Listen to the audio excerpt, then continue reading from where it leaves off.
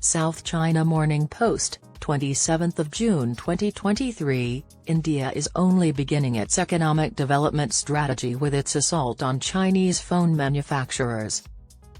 India is retaliating against China's plan to destroy Indian manufacturing by importing cheap, inferior goods.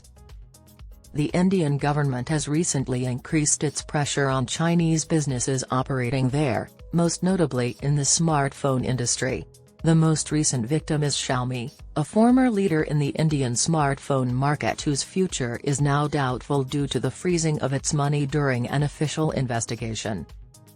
The Chinese mobile phone manufacturer was sent formal letters earlier this month over suspicions of illegally sending more than 55.5 billion rupees, about $677 million, to foreign organizations.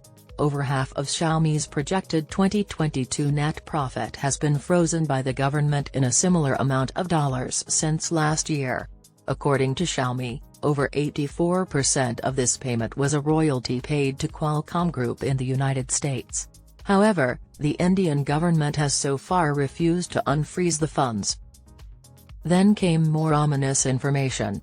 The government has reportedly requested Chinese mobile phone manufacturers operating in the nation, including Xiaomi, Oppo, Realme, and Vivo, to recruit locals to key corporate roles, including the chief executive, operations, financial, and technical officers, according to sources cited on June 13 by the Indian publication The Economic Times.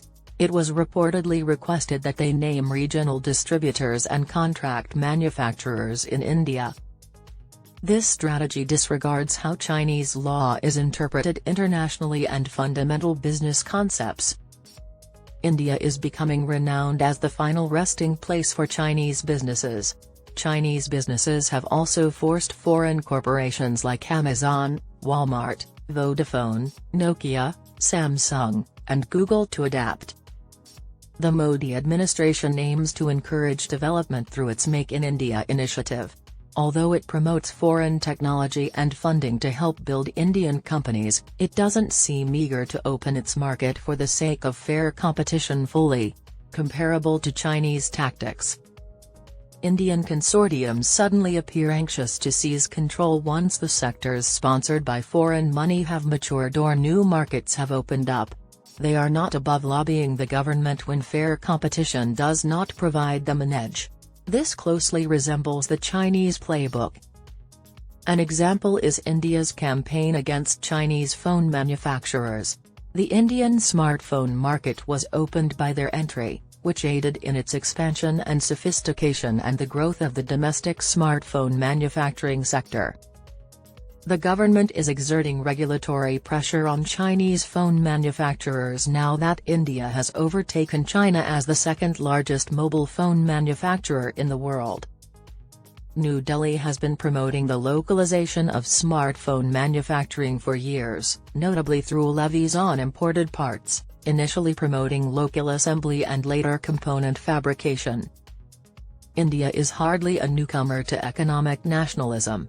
However, in the past, all foreign investment was subject to a similar mentality.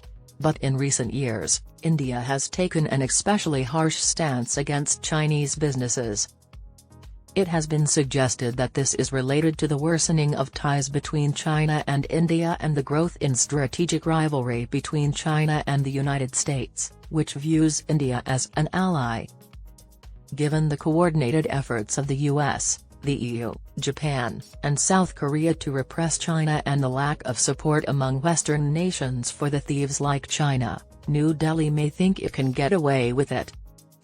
India's plan for economic growth appears to be straightforward. It will work with Washington and its allies to restrict China as part of the US Indo-Pacific strategy while encouraging the transfer of industries and supply chains to India, which would eventually result in India's economic boom and climb to great power status. The crackdown by the Indian government on Chinese smartphone manufacturers like Xiaomi is just the beginning. This regulation will probably be expanded to producers of goods for other markets, such as solar panels, home appliances, and computers. For now, India will continue to be amicable toward businesses from the US, Japan, and Europe.